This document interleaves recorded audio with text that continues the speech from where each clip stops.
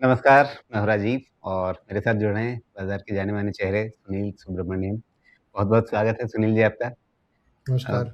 मैं जब हफ्ते भर पहले हम लोग बात कर रहे थे और आज जो बात कर रहे हैं, इंट्राडे वोलेटिलिटी जिस तरह से चल रही है ऑफ़ कोर्स आप इंट्राडे प्लेयर नहीं हैं और आप इंट्राडे वोलेटिलिटी को कैसे खेला जाए वो उसकी बात नहीं है, लेकिन मैं इसे ट्रेंड या मार्केट का मूड समझना चाह रहा हूँ। ये क्या हो रहा है? ये पिछले 2 दिन का 4 तारीख का और 5 तारीख का ये इंट्राडे चार्ट है।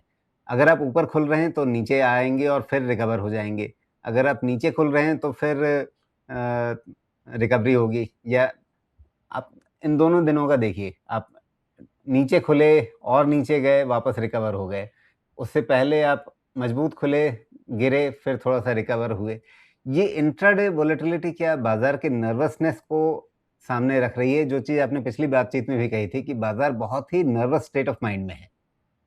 नहीं, बिल्कुल आपने सही कहा 70% जो आप कह रहे हैं नर्वसनेस की बात है, बट दूसरी 30% में मैं कहूँगा कि एफ-एंड-ओ का जो एक्टिविटी में बहुत भयंकर इंक्रीज़ हुआ है, उसमें क्या हो रहा है कि भयंकर शॉर्ट है, तो सुबह मार्केट थोड़ी ओपन खुलती है, तो फ़ोर्सली उनको शॉर्ट कवरिंग करना पड़ रहा है।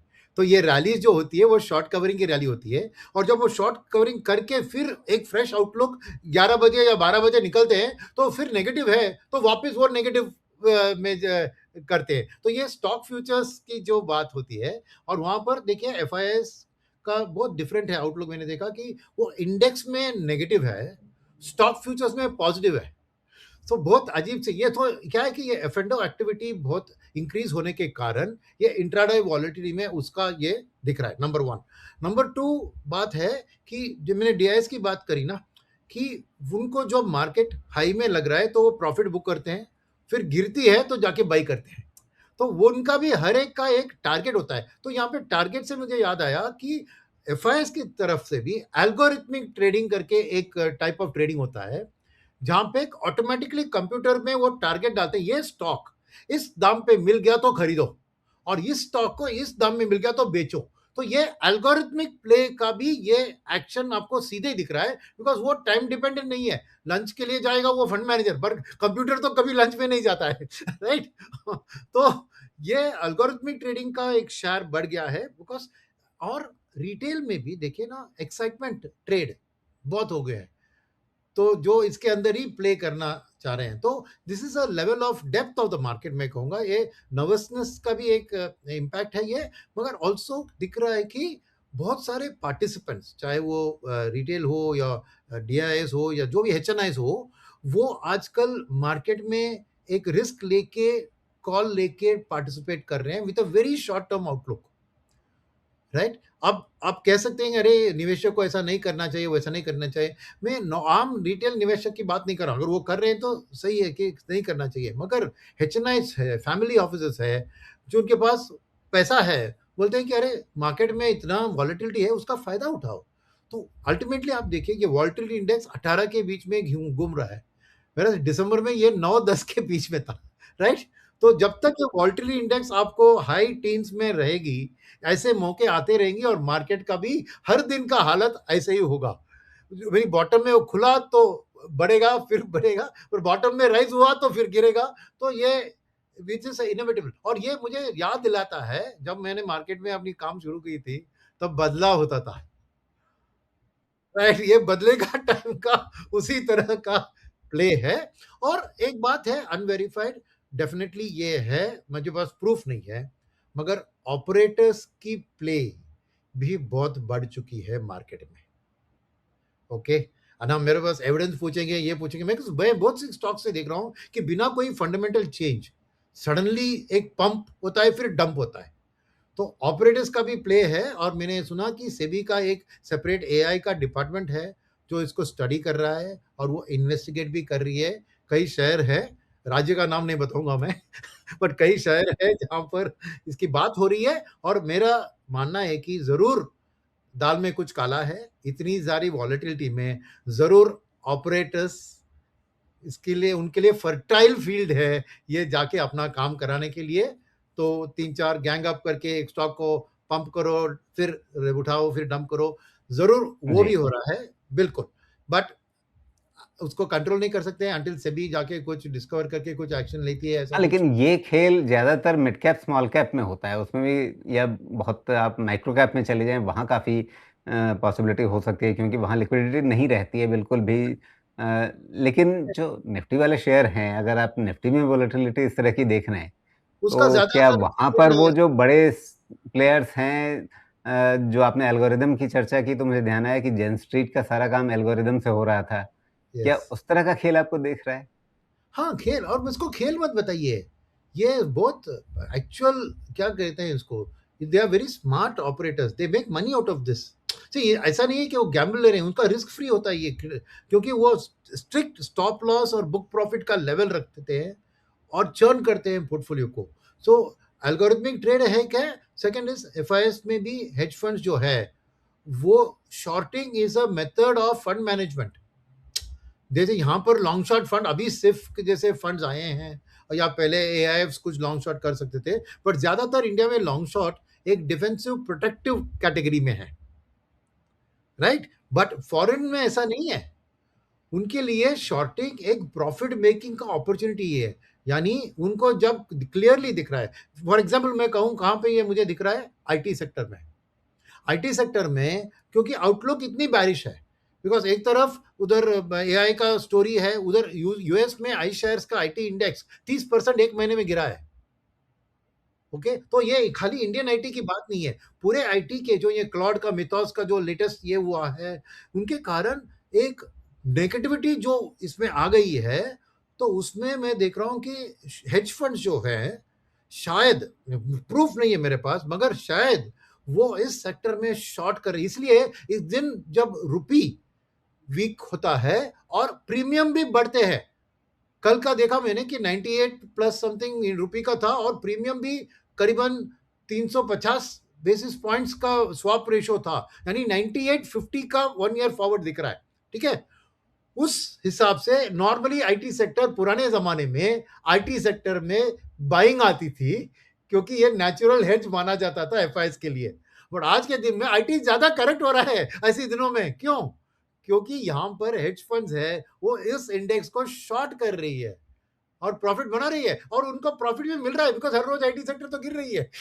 तो जरूर वो मुनाफे में भी बन रहे हैं। तो ये एक active form of fund management है हेज फंड्स के लिए, समझिए। It's not a defence, whereas India में इवन म्यूचुअल फंड्स तो कवर्ड शॉर्ट ही कर सकते हैं, पहले से ही वो रूल है। और एस में भी जो आते हैं, मैंने देखा एफ भी ज्यादातर एक टारगेट रिटर्न डिलीवर करने की कोशिश कर रहे हैं और रिस्क को ज्यादा बढ़ा नहीं रहे हैं with their shorting. But hedge funds जो फॉरेन में होते हैं, उनका होता है कि shorting is a very good way of making money. और ये खाली स्टॉक मार्केट की बात नहीं है, करेंसी मार्केट में भी देखा है हमने। जॉर्ज सोरोस जैसे बंदे ने मलेशियन रिंगिट को शॉर्ट किया, ब्रिटिश पाउंड को शॉर्ट किया उन्होंने, राइट? उन्होंने तो ये एक एक्टिव फॉर्म ऑफ प्रॉफिट होता है, और इसमें क्या करते हैं, लिवरेज भी करते हैं। तो they increase the risk and reward when they are willing to take it, because क्यों, वेरी स्ट्रिक्ट स्टॉप लॉस और बुक प्रॉफिट लेवल्स। सो एक फंड मैनेजर बहुत ज्यादा रिस्क उतना नहीं लेता, बट शॉर्ट टाइम में थोड़ी भी रिस्क लेके रिवॉर्ड होना, उसका लिवरेज के कारण उसकी प्रॉफिट मार्जिन बहुत ज्यादा होती है। तो ये मेरे ख्याल में ये सब मिलाकर ही आपको ये इंट्राडे वॉलेटिलिटी है, और वो कब खत्म होगी? जब तक ये वॉलेटिलिटी इंडेक्स आपको 15 के ऊपर है, तो chances of this happening are continuing until volatility शांत होती है, और उसके लिए वॉर को एक दी एंड दिखना चाहिए। एंड न हो ना हो, जी। एटलीस्ट दी एंड को दिखना चाहिए, तभी ये वॉलेटिलिटी थम जाएगी। जी, लेकिन ये द एंड होता हुआ दिख रहा है क्या है? बल्कि उसके उल्टे आप अगर आप अभी ब्रेंट क्रूड का हाल देखिए कितना है, ब्रेंट क्रूड चल रहा है अभी 113-14 के बीच में, ये फ्यूचर की बात है और स्पॉट तो उससे ज़्यादा ही चल रहा है इस समय। करेक्ट। स्पॉट इस समय 118 के आसपास चल रहा है। हम्म, अ, ये प्राइस लेवल्स दिखाते हैं कि मार्केट बिल्कुल भी आश्वस्त नहीं हो पा रहा है कि हाँ, शांति होने वाली है।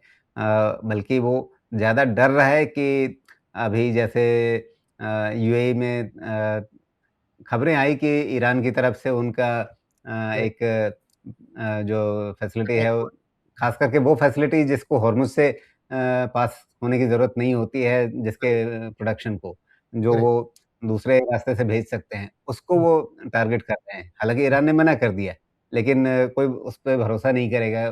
ऑब्वियस है कि अगर यूएई पे हमला हुआ है तो किसने किया होगा आज की तारीख में। करेक्ट। दूसरी तरफ जो वहाँ पे अमेरिका के जंगी बेड़े हैं उन पे वो हमला कर रहे हैं, तो ईरान की एग्रेसिवनेस बढ़ती हुई दिख रही है और यूएस की थ्रेटनिंग बढ़ती हुई दिख रही है। तो ऐसे में बाज़ार को कंसोलेशन कहाँ से मिलेगा? नहीं, ऐसी रहेगी तो कंसोलेशन तो नहीं मिलेगा ना, ये मान के ही चलना पड़ेगा। देखिए, मेरा मानना है कि ये बहुत दिन तक नहीं चल सकता है। अब वो बहुत दिन कितने दिन है ये मुझे पता नहीं, मगर मेरे ख्याल में मैक्सिमम 1 और मंथ के अंदर ये वॉर सॉल्व हो जाएगा। उसके उसके बीच में ये शायद और भी वर्ष हो सकता है, क्योंकि क्या कह रहा हूँ कि ब्लॉकेड का जो ये शुरू किया है अमेरिका ने, मेरा मानना है कि ये बहुत इफ़ेक्टिव है, बिकॉज़ बैकलैश अमेरिका में उसका कम होगा। अगर उन्हें ट्रूप्स-वूप्स भेज दिए उधर और कोई बॉडी बैग्स आने लगे प्लेन में, घर में, तो एक नेगेटिव फीलिंग ट्रम्प के ऊपर बढ़ेगी और इसलिए मेरा मानना है कि ये इकोनॉमिक रूट से ब्लॉकेड के ज़रिए ईरान को स्क्वीज़ करना is ultimately will be successful. और ये लो कॉस्ट ऑप्शन है अमेरिका के लिए, कॉस्ट भी नहीं है उसमें, कोई मिसाइल का कॉस्ट भी नहीं है, नंबर 1। नंबर 2 है कि ट्रम्प के लिए भी ये वॉर बहुत ज़्यादा दिन नहीं चल सकती। देखिए, एक बात उन्होंने कह दिया है, शायद वो झूठ है, मगर कह दिया उन्होंने कांग्रेस के पास, क्या कहा उन्होंने? वॉर खत्म हो गया। क्योंकि मई 1 के बाद ये वॉर को विदाउट कांग्रेस अप्रूवल के वो कंटिन्यू नहीं कर सकते थे। तो वो सीज़ फायर जो उन्होंने अनाउंस किया, उसको लेकर उन्होंने कांग्रेस को बता दिया कि वॉर खत्म है। अब आप जानते हो, मैं जानते हूँ कि कुछ खत्म नहीं हुआ है, बट फिर भी उन्होंने कह दिया ऐसे। यानी कि देखिए, डोमेस्टिकली भी वो वापस एक वॉर को मिलिट्री वॉर में अभी शुरू नहीं कर सकते। तो इसलिए उन्होंने ये ब्लॉकेड का इस्तेमाल किया है और गैस के प्राइस उधर 4 साढ़े $4 के लेवल पर गए हैं पर गैलन। तो ये उधर 35-40% इंक्रीज़ है, तो उसकी पॉपुलैरिटी के ऊपर बहुत दबाव आ रहा है। और सेकंड चीज़, उसको अभी फाइनेंशियली बहुत टाइट है, because already 25-30 billion dollar war में खर्चा कर दिया। $200 बिलियन डॉलर की माँग की है कांग्रेस के साथ, वो तो मिलने नहीं वाली है। मगर दबाव फाइनेंशियली आया है इसके कारण कि वो टैरिफ का रिफंड अभी शुरू हो गया। तो जितना भी इनकम आया था उनका, उसमें से 150-60 बिलियन उनको पैसा देना पड़ रहा है। तो और रेट कट चाहिए, अभी तो पवेल गए, नए आदमी को जो अभी 11 तारीख को उसकी कंफर्मेशन होगी, उसको रेट कट करना है, तो इन्फ्लेशन तो गिरना है, नहीं तो रेट कट कहाँ से करेंगे? तो ऑयल प्राइस को काबू में लाना है, तो वॉर को खत्म करना ही है ना, किसी तरह, या फिर हॉर्मुज़ स्ट्रेट का कब्ज़ा कर ले। एक एक्सट्रीम सॉल्यूशन हो सकता है कि अमेरिका जाके हॉर्मुज़ स्ट्रेट को कब्ज़ा कर ले। पॉसिबल है कि नहीं मुझे पता नहीं, मगर मैं क्या कह रहा हूँ कि उनके लिए ये तेल के दाम को कम कराकर, फेड के ज़रिए रेट कट करवा के एक माहौल ठीक करवाना है before the end of the year, क्योंकि मिड टर्म इलेक्शन है, नहीं तो रिपब्लिकन पार्टी बुरी तरह से हारेगी, क्योंकि आज मूड उनके फेवर में नहीं है। तो ये मेरे लिए एक पॉजिटिव है कि वॉर को खत्म करने के लिए ये डायरेक्शन में धक्का देगी। अब वो कब खत्म होगा, ये कहना मुश्किल है, और आज के दिन में लग रहा है कि वर्ष हो गया। अब ईरान के पास भी देखिए, अगर इकोनॉमिकली ब्लॉकेड के कारण उनकी फूड सप्लाई ये सब टाइट कर दिया, तो उनके लिए भी देखिए, as long as you are fighting a war और लोग मर रहे हैं, तो एक जोश आ जाती है लोग में कि हम अमेरिका के खिलाफ लड़ रहे हैं करके, वो एक मज़हब की जोश और ये जोश आती है। मगर अगर खाना भूखे मर रहे हैं और कोई वॉर नहीं चल रहा है, खाली ब्लॉकेड चल रहा है, तो कितने दिन तक वो होल्ड ऑन कर सकेंगे, राइट? तो एक जो कहते हैं ना फेस सेविंग सॉल्यूशन, कि दोनों वॉर को विक्ट्री डिक्लेयर करके खत्म करना, ये सॉल्यूशन ढूँढ रहे हैं, राइट? और प्रॉब्लम क्या है इसमें? छोटी-सी प्रॉब्लम है इसमें कि इज़राइल को इससे कुछ लेना-देना नहीं है। उसका मकसद क्लियर है कि मैं हिज़्बुल्लाह और ईरान के पूरे का जो मिसाइल, उनकी जो ऑफेंसिव कैपेबिलिटी है, उसको मैं भस्म करने के बाद ही मैं निकलूँगा। तो इनके दोनों के पास इज़राइल का कंट्रोल बिल्कुल नहीं है। तो वो बात छोड़िए, that may continue for some more time, but America ये वॉर से निकलना, मुझे लग रहा है कि 1 महीने के अंदर शायद, मेरा अनुमान है कि हो जाएगा, एक विक्ट्री डिक्लेयर करेंगे अमेरिका भी, और ईरान भी मानेगा कि हमारी शर्तें को पूरा कर दिया है, फलाना-फलाना करके हो जाएगा। पर वो डिजिटल इवेंट है, होगा या नहीं होगा? जब तक होता है वो वैसे ही हो रहेगी। मगर वही मैं, बिल्कुल, मेरे लिए अभी मैं उम्मीद रख के चल रहा हूँ कि और 1 महीने के ज़्यादा ये टिक नहीं सकती है, बिकॉज़ जी, सिचुएशन गंभीर होती जा रही है बिल्कुल। अमेरिका। अच्छा, आपने कहा कि अभी भी रिज़ल्ट्स जो हैं वो काफ़ी अर्ली फ़ेज़ में हैं, तो उसके चलते एक व्यू बनाना मुश्किल होता है, लेकिन फिर भी जो अर्ली बर्ड्स होते हैं, एक एनालिसिस अर्ली बर्ड्स की भी होती है, कि अच्छा अर्ली बर्ड्स ने क्या दिखाया है। तो अलीगढ़ का अर्ली दिखाया बर्ड्स है। का परफॉर्मेंस कैसा दिख रहा है आपको? देखिए, अलीगढ़ का मैं एक समरी जो आपको ब्रॉडली कहूँ कि सेल्स के नंबर अच्छे हैं। प्रॉफिट मार्जिन्स के नंबर में ही दिक्कत है कहीं पे, ठीक है? तो ऑटो सेल्स देखिए अच्छी है, रूरल का डिमांड अच्छा है, ठीक कंपनीज़ के रिज़ल्ट्स देखें क्रेडिट डिमांड अच्छी है, यानी लोन ग्रोथ यानी कॉर्पोरेट्स बोरो कर रहे हैं, रिटेल भी बोरो कर रहे हैं क्योंकि गाड़ी सब ईएमआई से खरीद रहे हैं। तो मेरा मानना है कि टॉप लाइन ग्रोथ, चाहे वो बैंक्स की हो इन terms of loan book growth, चाहे वो ऑटो कंपनी की सेल्स के नंबर हो, चाहे वो रियल एस्टेट कंपनीज की प्रोजेक्ट्स में जो लॉन्च कर रहे हैं उसमें सेल्स की नंबर हो, रूरल की डिमांड देखें तो वो नंबर, ये सब आपको, और ये अभी समर भी बहुत हॉट रहा है तो रेफ्रिजरेटर्स कूलेंट्स उसका भी मैं मान रहा हूँ कि सेल्स नंबर अच्छे दिखेंगे। तो टॉप लाइन नंबर्स अच्छे आ रहे हैं, तो my early thing is that वो अच्छे दिख रहे हैं। तो इसलिए एक कंजम्पशन की स्टोरी अच्छी दिखने लग रही है इन terms of the early signal मुझे। और बैंक्स के लिए भी मुझे लोन ग्रोथ की सिलसिले से शायद थोड़ा मार्जिन के ऊपर प्रेशर आएगा, because interest rates real economy में बढ़ रहे हैं, आरबीआई रेट हाइक करे या ना करे, रियल इकोनॉमी में इंटरेस्ट रेट्स बढ़ रहे हैं, 10 ईयर जी सेक 7 पार कर चुकी है। तो थोड़ा डिपॉजिट्स में थोड़ा फाइट होगा, थोड़ा मार्जिन प्रेशर होगा, मगर लोन ग्रोथ के कारण वो पास ऑन कर पाएंगे। जब there is a demand for funds, तो मैं बोलूंगा कि और आधा परसेंट से मैं लोन दूंगा तो वो बोरोवर दे देगा, राइट? तो आई सी दैट थोड़ा मार्जिन का प्रेशर उससे कम हो सकता है, और बैंकिंग की नंबर्स अच्छी है।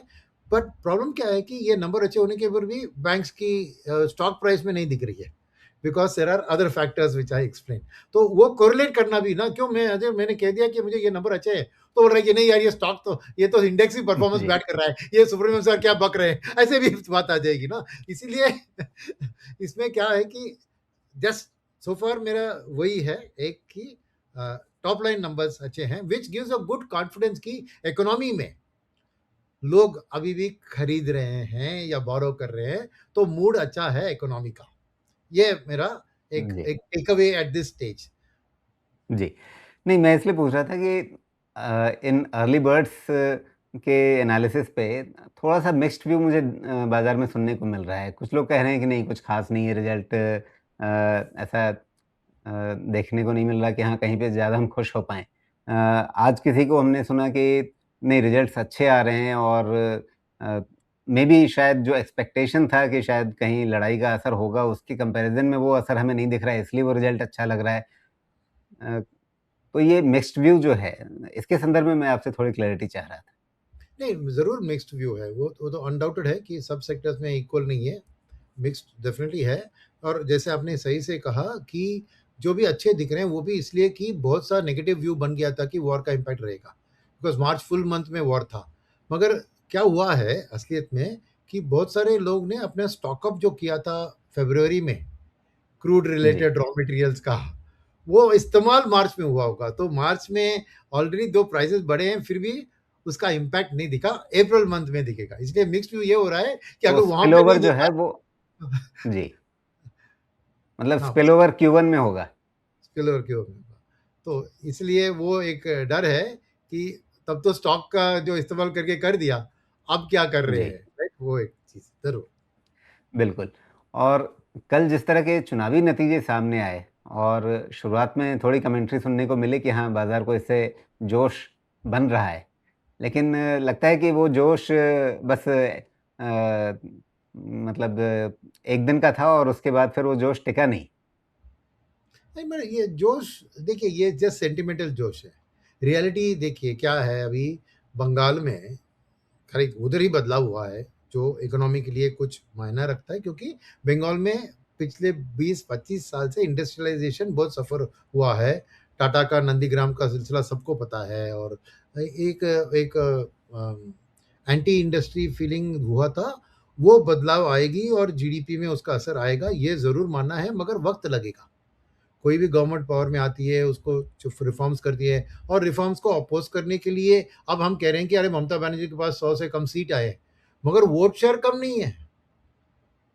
सीट शेयर कम हुआ है, वोट शेयर थोड़ा ही कम हुआ है। तो 35% 40% of Bengal is still with Mamata ना। तो अपोजिशन के लिए झंडा उठाकर डेमोन्स्ट्रेशन करना, स्ट्राइक करना, ये करना, तो that will also be there to prevent ना। अगर मोर्चा कर लिया, इसके लिया, तो इसलिए देखिए slow and sure positive development है ये ज़रूर, एनडीए का और बीजेपी का पावर में आना बंगाल में। और बंगाल जो बहुत पीछे हट गई थी in terms of GDP growth, per capita GDP Bengal का आधा है इंडिया का, right, for such a wealthy city, wealthy state.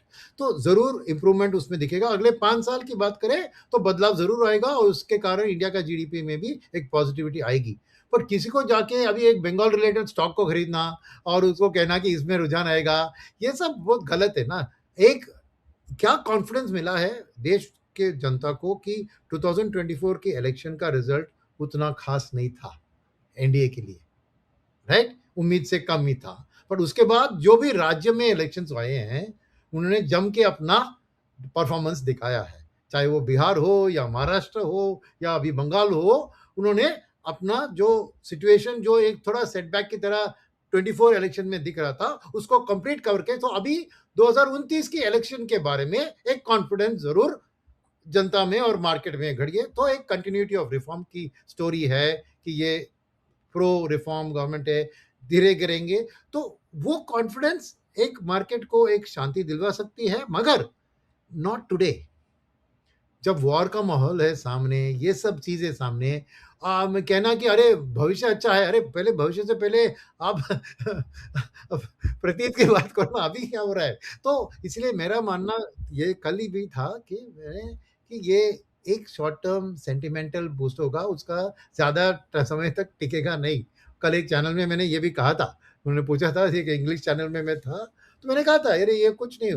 तो seriously speaking, it's good for the nation, it's good for the economy, good for GDP, good for continuity of the economic reform and policy, and so इसमें कोई negative नहीं है, right. तो जी। बस, पर उसके कारण आज ही मार्केट 1000 पॉइंट बढ़ने का है, कल भी बढ़ेगा, ये सब सोच के कुछ करना, राइट, इज गलत। It is not life changing, it is not a market changing event. जी, तो basically back of the mind लोगों के मन में ये आश्वस्ति रहेगी कि हाँ, ठीक है, हम किसी पॉलिटिकल इंस्टेबिलिटी की ओर नहीं जाने वाले हैं। कम से कम अभी ऐसा नहीं दिख रहा है हमारे सामने कुछ, लेकिन सामने जो समस्या है, अभी वही चीज़ हमें परेशान कर रही है।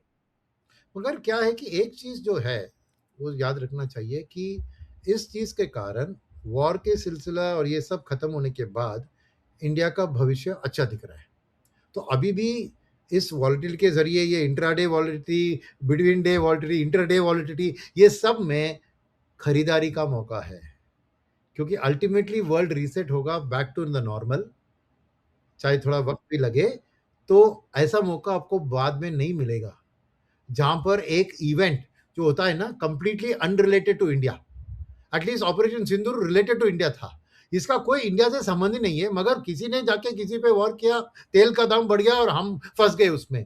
तो ये मौका है आपको कि अल्टीमेटली ये एक सिक्लिकल चीज़ है ब्रेंट क्रूड ना।